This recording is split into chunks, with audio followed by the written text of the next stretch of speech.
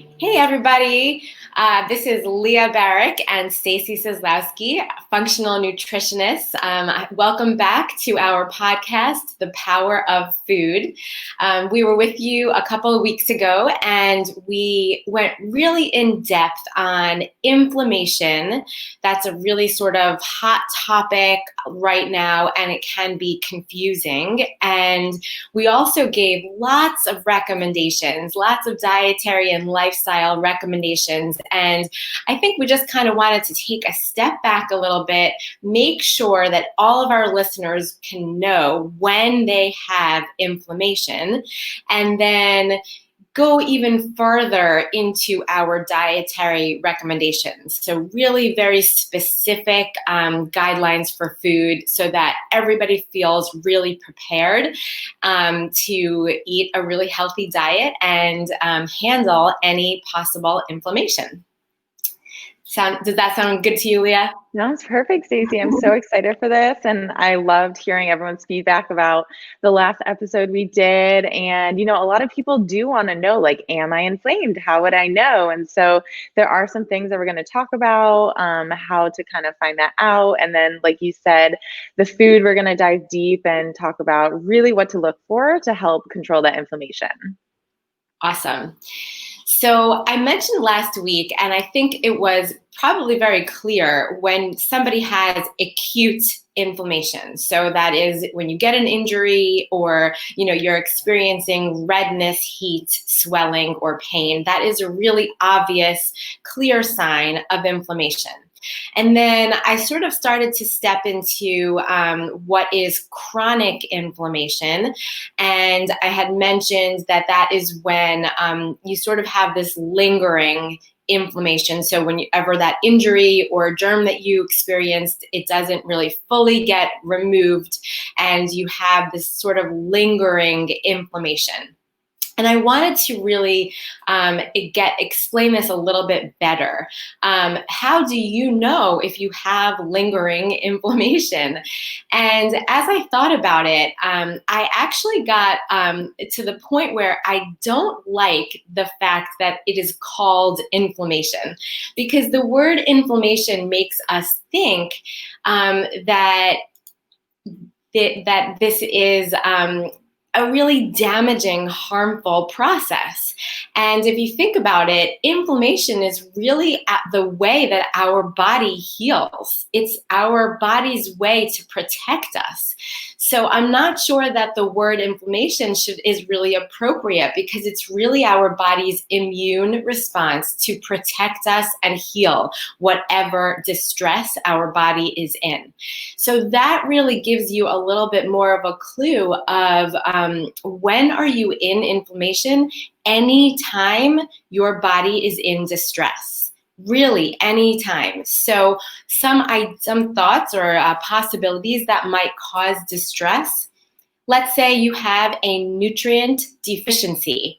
If you have a nutrient deficiency, then your body is not able to appropriately carry out its functions, and there will be a type of inflammation because your body will try to heal that or try to push this process along with a missing nutrient, and that will cause inflammation. Some other ideas are if you have damage to the gut. That will cause inflammation because your body's going to try to send out immune cells to heal that damaged gut. Or if you have a hormone imbalance, again, your body is going to do things to balance all of these imbalances. And anytime your body is trying to fix a mistake or a damaged, process or tissue, it is basically going to be a form of inflammation or a form of immune response. So, ways that you can tell if you are having some type of chronic inflammation or lingering ongoing inflammation, it's actually kind of simple. If you think about it, your body gives you the signs and symptoms. Some of the problems I find with many people is that we ignore the signs and symptoms. We have a headache, or we have brain fog, or we have a stomach distress after eating, bloating, all of these things, and we sort of ignore it, or we take an over-the-counter, pharmaceutical products or something to hide or deal with the symptom. However, we're not really dealing with the underlying cause.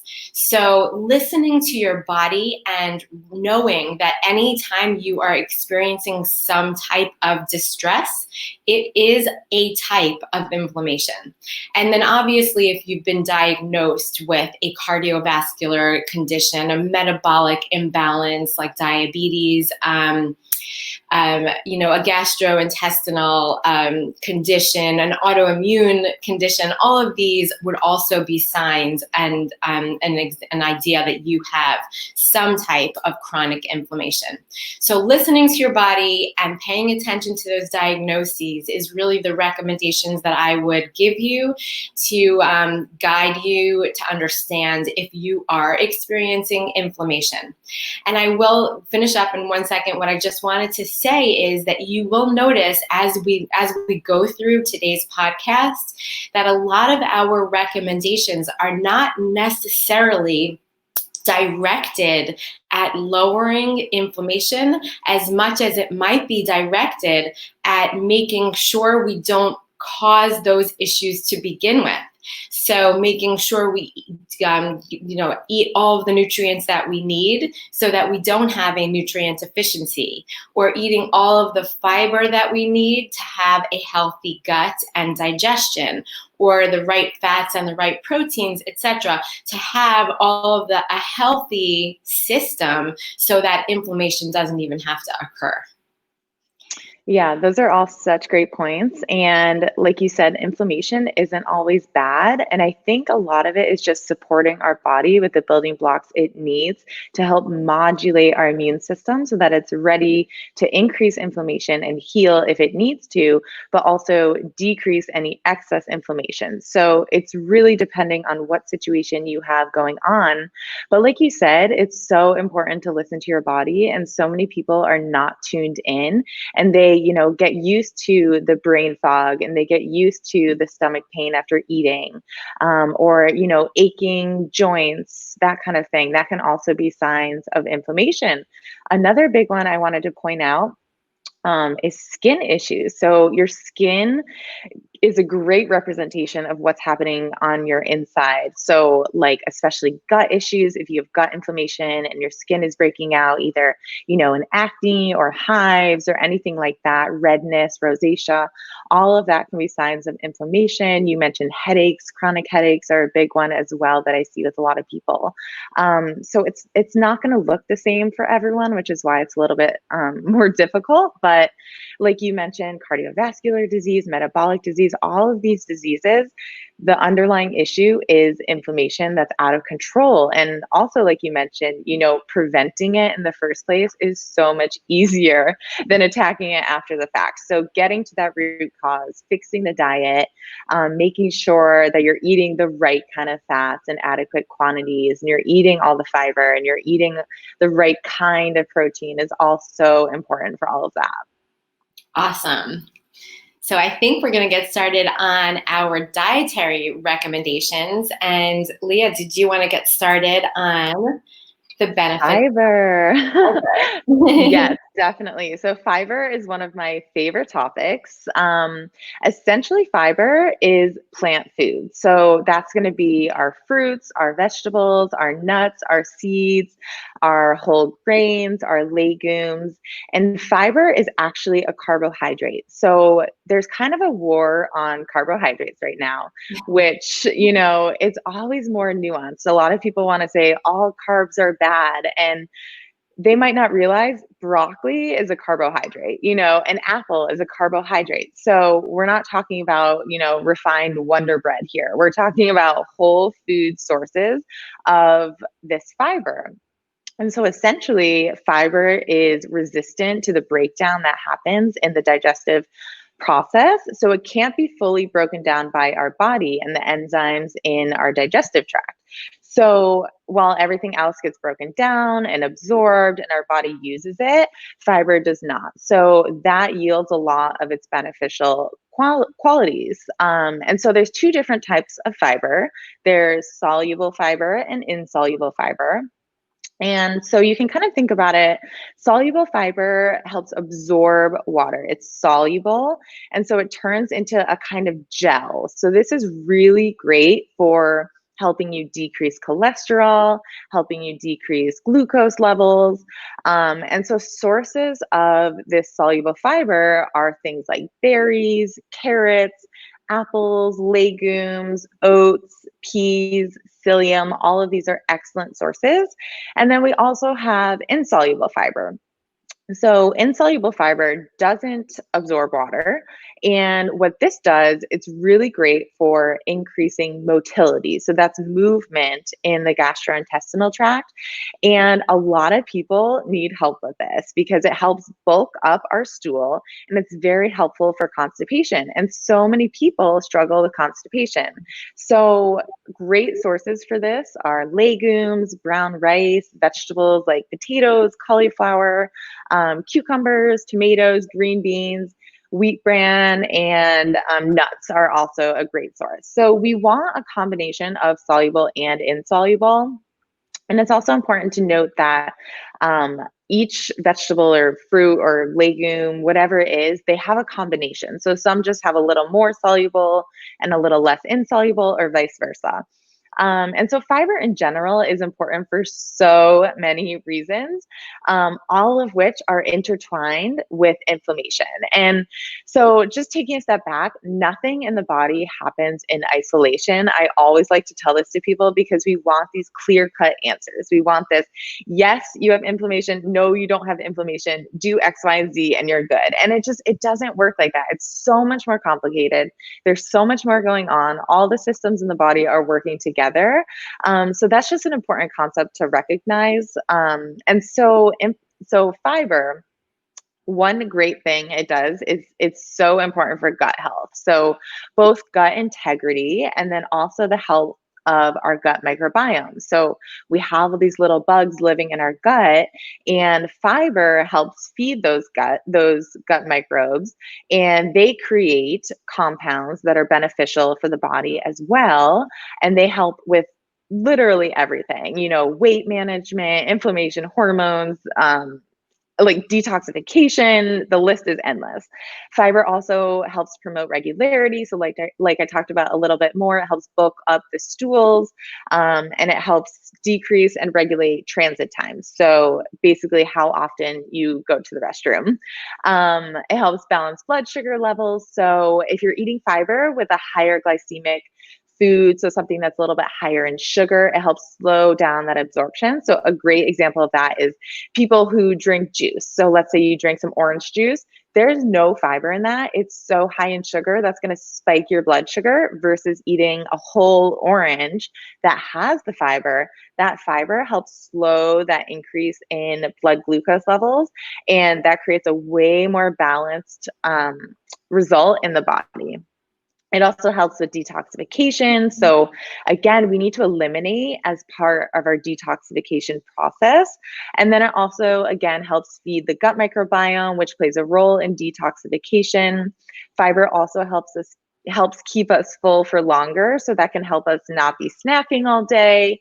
It can help us make good food choices because we're not hangry when we're thinking about food. And again, kind of along those same lines, it can help us maintain a healthy weight because it helps keep us full. It keeps us regular. It helps lower cholesterol, which I already mentioned a little bit, but basically it helps excrete excess cholesterol in the stool. And then it also helps decrease the risk of diabetes, colon cancer, heart disease, all of these. So really, I cannot speak highly enough of fiber. I love talking about it. I love including it in my diet and talking about how important it is for people to include in their diet. So speaking of, how much fiber should we be eating? Most people don't even get half of what we need to be eating. So typically I tell people, I think I said this in the last podcast, but around 30 grams of fiber per day. But what the heck does this look like, right? You say 30 grams and you're like, okay, that's a little bit esoteric. I don't really know how to picture that on my plate. So essentially, what you can do for that is you can look up, just Google, how many grams of fiber are in any food that you're eating. So, for instance, 1 cup of cooked broccoli has 5 grams of fiber. One medium raw carrot has 1.5 grams. A medium apple has 4.5 grams.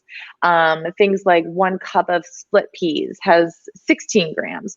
So essentially, anything you're eating, you can look up how much fiber is in there. If you're eating something that comes in a package, it'll be on the food label. And so, what I recommend to people, just to kind of see how much they're eating, is to track. Just take one day, write down everything you're eating, look up how much fiber is in each of those things, add it all up, and see how that is compared to the 30 grams that you should be getting. And, what's the difference there? Are you getting 10 grams? Are you getting 25 grams? So that's going to really influence how much more fiber you're adding in. So just some ways to kind of like think about adding more fiber in. If you add up all your foods and you're like, I am getting 10 grams of fiber per day, where do I start? Just some little things that you can think about are including at least 3 different types of plant foods at each meal, and then 2 different types of plant foods at each snack. So, whether that looks like a smoothie with breakfast where you're having berries and spinach and nuts in there, or let's say it's lunchtime and you have a salad with some chicken and some black beans and some red pepper and some cilantro, or a dinner of salmon and some roasted sweet potato and some steamed broccoli. Or like a snack could be veggies with hummus. All of these are really high fiber meals and snacks. So those are just some ways to kind of try to incorporate these high fiber foods into your diet. And so I always go for a food first approach. I think that's really important, always best. But fiber is so important. So sometimes I will recommend fiber supplements to some of my clients, either if they're really struggling to get fiber in, and it obviously depends on their situation and what kind of fiber I'm recommending. But also just wanted to mention, if you aren't eating a lot of fiber, go slowly when you increase, and make sure that you're increasing your water intake too, because you can have the opposite effect if you go too quickly and you're not drinking enough water. So especially if you're doing fiber supplementation like with psyllium or something like that, you really want to up your water intake as well. So that's kind of fiber in a nutshell. Did you want to add anything to that, Stacy? I mean, you really covered everything. That was very comprehensive. No, but I really don't have too much to add. Just to make sure that you're getting, like you said, multiple sources at every single meal. You might want to think of it in terms of cups. I think I said this last week, but I really like to recommend between almost starting at 1 to 2 cups, but even getting to 3 cups at each meal, and then 1 cup at each snack of vegetables and or fruits, just so that you're getting it in at every single meal. And then a great way to track it too, is there's these so many different apps on the phone that you can write what you ate for a day or two, and it will calculate, how many grams of fiber that you're getting, so that you can actually see it written down, and you can try to aim to get a little bit more. That's such a good point. Thank you for mentioning that. And do you have one that you specifically like? I've used Chronometer. Yeah, I love Chronometer. Yeah. And then the other one is Nutritionist. I think so. It's spelled nutrition and then IX. That's another one that I really like. Yeah. Those can be so helpful. I know that they're really tedious, so it's always hard, recommending people to do that, because just adding another thing to your plate of things to do. But even if you just do it for 1 day or 2 days, just to get a baseline. Yeah, and what's good about these apps too is that nowadays you literally can, if you're eating things that are in a box and have that code on the side that you used to pay for, you just scan the code and it just knows what you're eating. It's amazing. Right. Yeah, so actually, totally. it became kind of fun for me one time. I just like walked around my kitchen, like scanning everything I eat. Like, do they have it in here? And what does it say about it? So yeah. Well, so thanks for that information on fiber. We're going to switch gears a little bit and talk about fat. So there's a lot of confusion about fat, and unfortunately, I hate to blame our, system. For so many years, we were told that fat, saturated fat, is just the worst thing that you could eat, and that it causes, high cholesterol and other heart conditions. And with advanced science and research, we're learning that eating saturated fat does not necessarily mean that you're going to have higher cholesterol or increased risk for heart conditions. There are a subset of people who do have a little more of a genetic inclination to not necessarily break down saturated fat as easily, and those people may have, or may be a little bit more affected and may have more risk for heart conditions. But for the most part, eating fat of any kind is not a bad thing as long as it's part of a healthy, nutrient-dense, mineral-rich diet. And in fact, there are a subset of people who do extremely well on a ketogenic diet in which they're only eating saturated fat, or at least it's their, the main part of their diet. So I really do want to erase what we have been taught for so long, that fat is bad, and learn that fat is not bad. It absolutely should be included in a healthy diet. It's a part of every single cell membrane in our bodies. It's a part of our brain, and the way that our brain can function needs fat and needs cholesterol. So let's erase all of those myths that we were taught and learn that fat is good. And I do want to just divide it into different types so that we can talk about what each kind of fat can do for you. So saturated fat, like I said, it's part of every single cell membrane in our body. It helps our brains think and function. And that's the kind of fat that you get when you eat cheese or butter or dark meat, chicken or poultry, beef. That's the type of fat. Saturated fat is what you get from those foods. Now, I'm not saying, aside from that subset of people that really do well on that ketogenic diet, I don't think that it should be the major part of your diet. I think it should be a little portion, but it's still good for you, and it's not something that we should be scared of. On the other hand, unsaturated fats are extremely healthy for us. So we know that unsaturated fat is the kind that you get when you eat olive oil. And I think you mentioned this last week, that olive oil is a part of the Mediterranean diet, which is one of the most well-researched diets that have shown, more benefits than almost any other diet out there. So olive oil, monounsaturated fats are really healthy for you. And then the polyunsaturated fats, like the ones that you get from fish, fatty fish, omega-3 fatty acids, you talked about that last week. That is extremely healthy for your brain function and your immune function.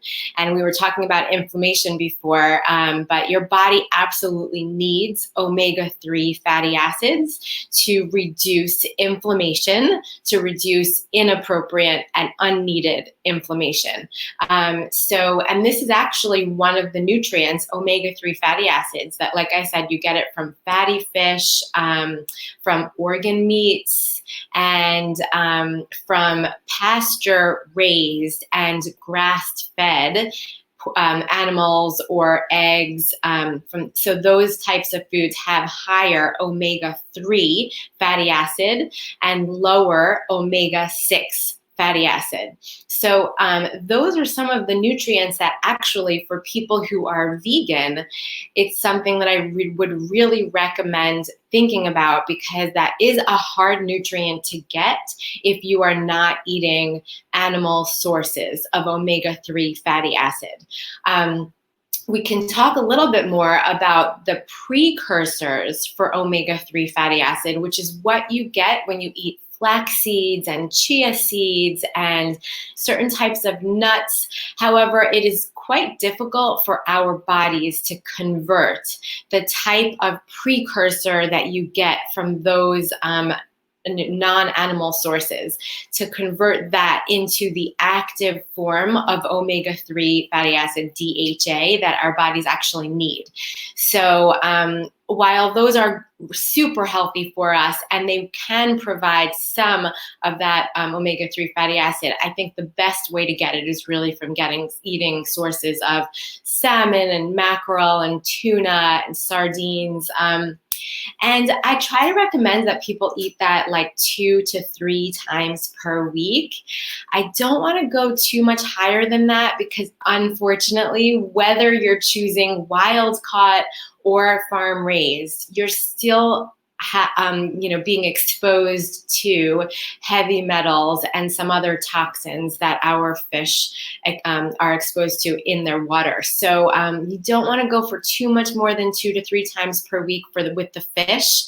And then other days of the week, try to get it from pasture-raised poultry and grass-fed meat. And then, of course, add in your flax seeds and your chia seeds and things, and nuts and things like that. So I know the conversation around fat can get really confusing, because I just listed like 5 different kinds. But it's really just saturated and unsaturated. And then the unsaturated has all these really healthy ones, like the omega-3s. And then trying to cut down on omega-6s, which is the more inflammatory one. And that's from refined oils, seed oils. All of our processed foods have higher amounts of omega-6 fatty acids. And then also, you're going to get into this a little bit more, but the grain-fed protein, animals, they have more omega-6s than omega-3s.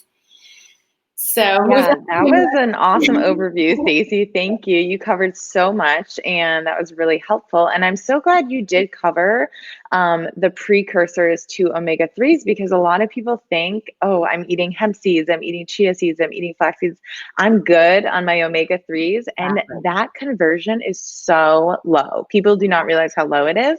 So yes, those foods are incredibly nutritious, but you're really not going to be getting as much omega-3s as you need, especially because so many people are eating so many omega-6s, and it's really that ratio. So the more omega-6s we're eating, and those are even in like healthy foods like nuts and seeds, the more omega-3s we need also. So that was a really good point. And then also, yeah, everyone reacts to saturated fat differently. So depending on genetics and other factors, you might do really well with a high saturated fat diet, and someone else might not do as well. So it's really important to recognize the bio-individuality of that.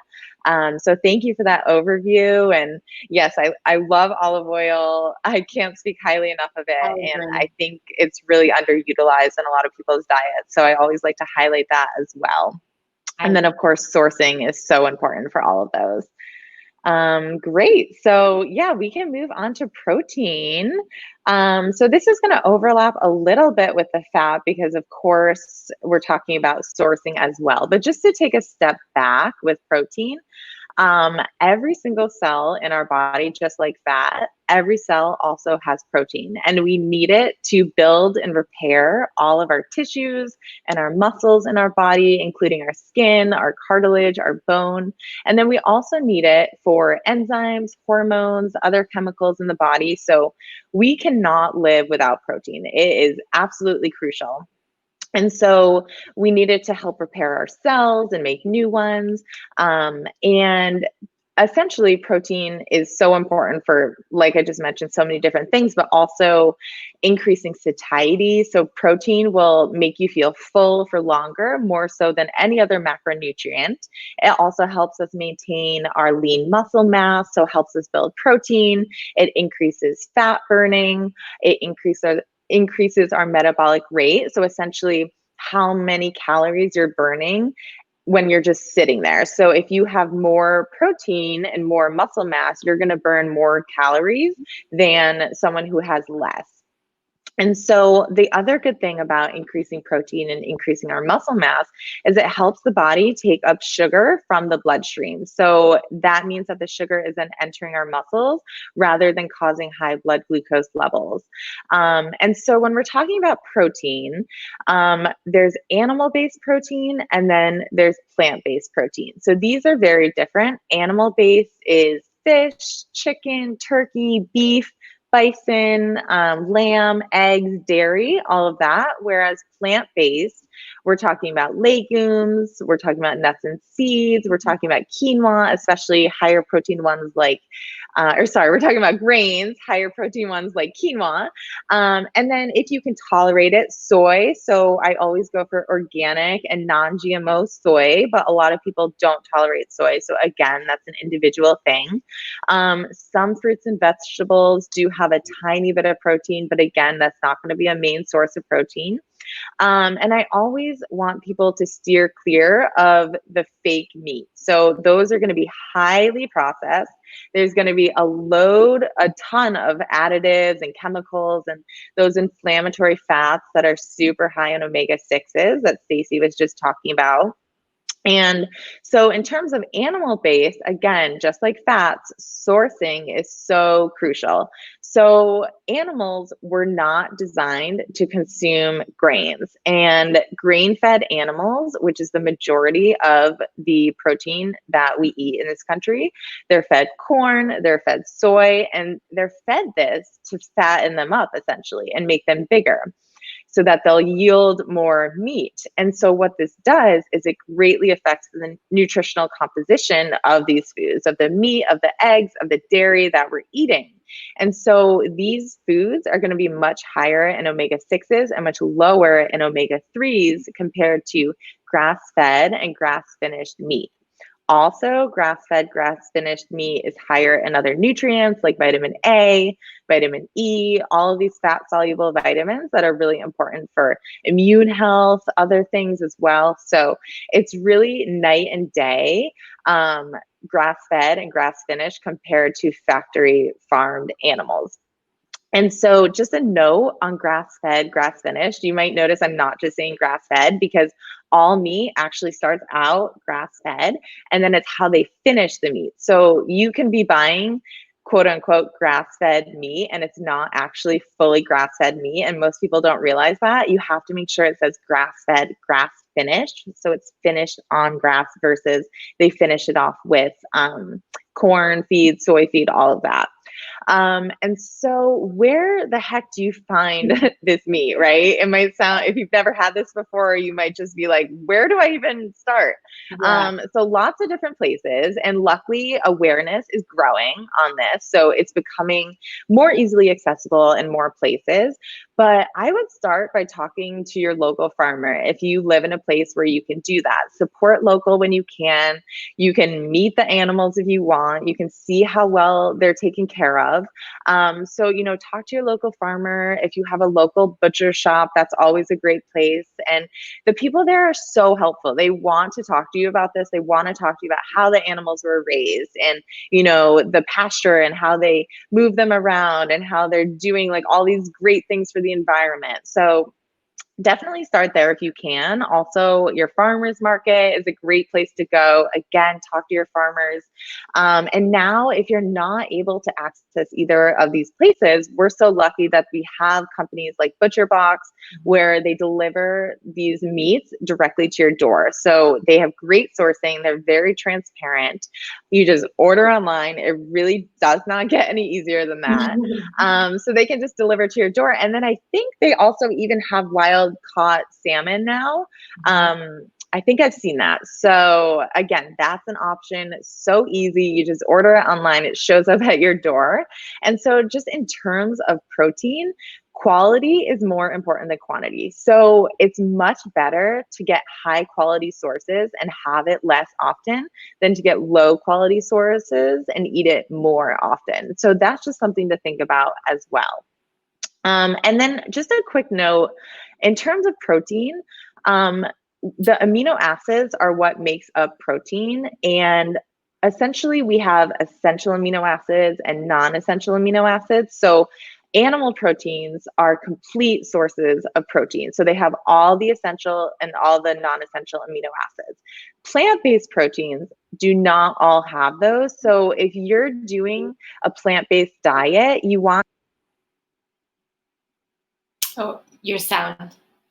Wait, to your sound went out for a second. Can you hear me? Now I can. Keep talking. Talk. Uh-oh. Yeah, no, now I hear you. Can you hear me? Yes. Okay, that was that was strange. Yeah, I don't know what happened. Okay, sorry about that. I think my headphones might have died. Anyways, so yeah, essentially, if we're doing a plant-based diet, we just want to make sure we're getting all of our essential amino acids. So that would look like combining legumes, so like beans and lentils, with a grain to make sure you're getting all of those. There are complete sources of plant-based proteins like soy, but again, not everyone tolerates soy. So you just want to, it takes a little more planning, right? If you're doing a vegetarian or vegan diet, to make sure you're getting all of those essential amino acids. And also, if you are doing soy, I typically recommend people go for fermented soy products. So like tempeh is great, and that helps digest that soy a little more than something that's like a processed soy protein type thing. So the other thing is plant-based proteins are not quite as bioavailable. So we're going to need more of them overall than you would of animal-based, which is more bioavailable, meaning the body can use it more fully. So that's just something to keep in mind as well. So again, protein's a huge topic. Like, I could talk for so long about this. I think we should probably do a podcast all about it. That's just an overview, general overview of what to look for with protein products, you know, where to find good sources of them, and then plant-based versus animal-based and all of that. So hopefully that was a good overview. Did you want to add anything, Stacy? No, that was excellent. I totally agree that there's so much we can cover on this. There's even more, places to order these kinds of things. Maybe we can go into that another time, where to get the wild caught fish and the grass-fed meats. I did want, what was the thought that I had? The one thought I was just thinking in my mind is that these foods are unfortunately more expensive. And what I just try to tell people is that if, this is an investment in our health, it's really, what do we have if we don't have our health, right? It's the most important thing that we have, is to be healthy, to be able to live our lives. And I just feel like if we don't invest in it now, then we will probably be paying for it, financially and in many other ways later on. So there are ways to do these kinds of things in a more budget-friendly way, and we can do another podcast on that topic. But just, think about those thoughts when, you see the price tag for the first time compared to meats that you've been buying in the past, and just, consider really what is your priority here. So I didn't want to ignore that point, because I do want to acknowledge that, a lot of the recommendations that we'll be making, even sometimes choosing organic versus non-organic, a lot of these things can be a little bit more expensive. And I think we should probably, definitely make another podcast on that kind of topic. Thank you so much for bringing that up. Yeah, I always say the same thing. It's like pay for it now or pay for it later. And our health is the best investment we can make. So yes, it's going to be more expensive, most likely. And yes, there are ways around that. And, there's things like Thrive Market where you can get things at way discounted prices. And, there's other things like even something like wild salmon. At Trader Joe's, you can get a can of wild salmon it's so affordable. I can't remember exactly how much it is, but you can make like salmon burgers from that or whatever. Yeah, we should probably do a whole podcast. Yeah, let's definitely plan on that. Exactly. But yeah, it is. It's like, it's so worth it. And the nutritional profile is so different. I cannot stress that enough, that it really makes a big difference. Yeah. So definitely something to keep in mind. And so just in case you have sticker shock at first, just know that going into it. Exactly. Well, I feel good. How do you feel? Do you think that we at least covered our objectives, which were just to remind everyone, we wanted to explain how you would know if you had some type of inflammation. And again, that's really just listening to the signs and symptoms of your body, and, your diagnosis. And anytime that you are in distress, there is some type of inflammation. So other things we talked about, you mentioned how important fiber would be to make sure that we are having a healthy gut, that we're eliminating toxins, and hopefully that will also help with inflammation. And then choosing more and more sources of omega-3 fatty acids, trying to get that from fatty fish, and then choosing grass-fed and grass-finished meats, like you were saying. And then we finished off with protein. And again, just mentioning how important it is that we really choose those higher quality types of meat so that we are not getting more additives and preservatives and toxins that will promote inflammation that we don't want. Great. Yeah. Thank you for that overview, Stacy. I'm so happy we could do this today and hope you guys all enjoyed listening. See you next time. Bye. Bye.